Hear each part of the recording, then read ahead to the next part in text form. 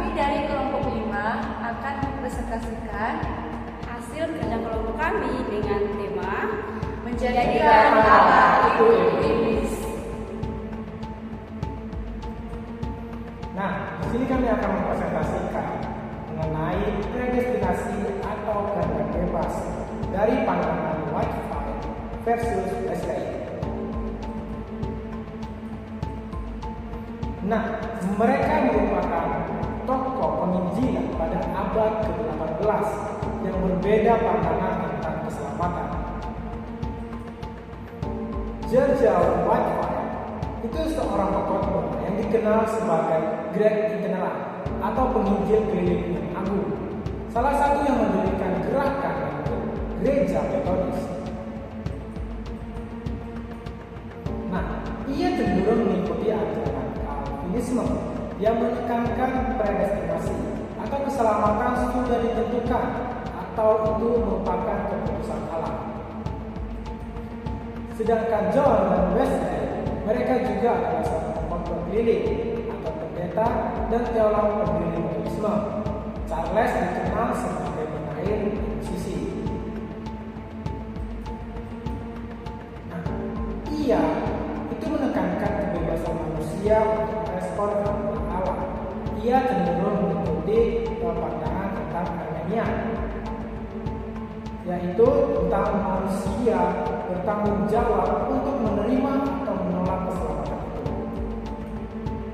Nah, ayat-ayat Alkitab yang mendukung pandangan mereka yang pertama itu ada di Amós 1 ayat 6 dan di Amós 3 ayat 6. Arminian mengatakan Allah hanya mengizinkan kejahatan terjadi bukan menetapkannya. Beda halnya dengan Calvinisme.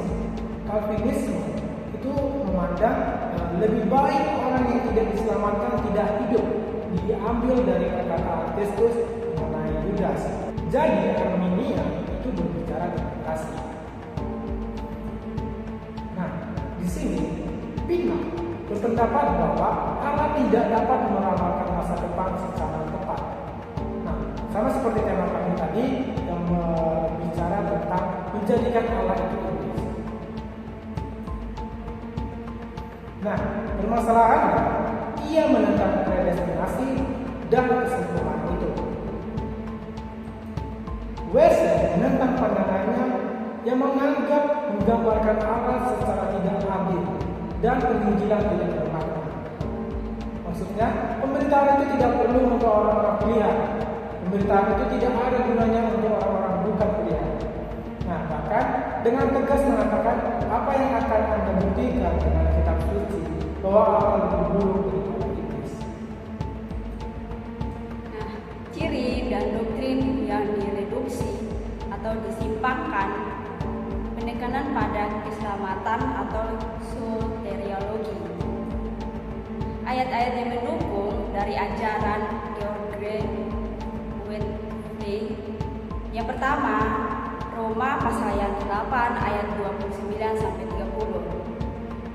Sebab semua orang yang dipilihnya dari semula, mereka yang ditentukannya dari semula. Dan Efesus ayat yang ke-1.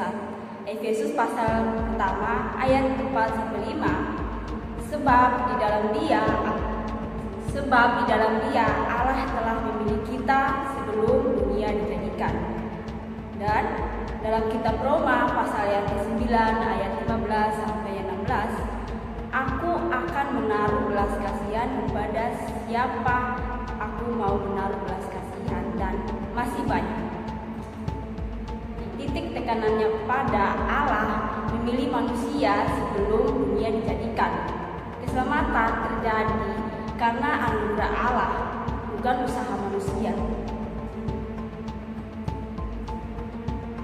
Ayat-ayat yang mendukung dari ajaran John Wesley.